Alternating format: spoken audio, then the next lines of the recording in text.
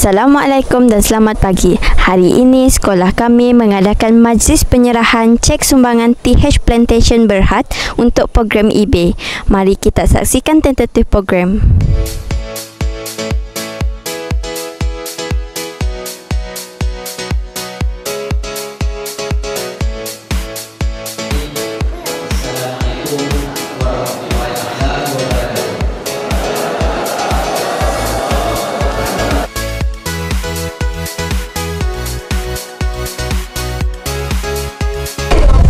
Bersama saya hari ini salah seorang wakil daripada pihak tabung haji.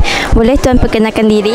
Nama saya Asmat Putra daripada Tabung Haji Plantation di Kuala Lumpur. Baiklah, saya mempunyai beberapa soalan untuk tuan. Apakah harapan tuan untuk program hari ini?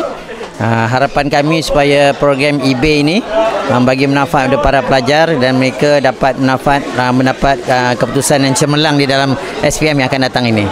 Soalan yang terakhir, adakah pihak tabung haji akan terus mengadakan program ini di masa hadapan?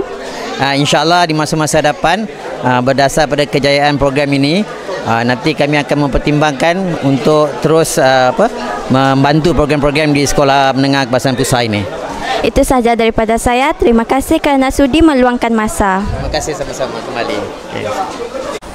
Begitulah tadi tentatif program yang telah berlangsung pada hari ini. Saya wartawan Arisha Damia melaporkan diri untuk PTV SMK Pusat. Explore, Create, Inspire.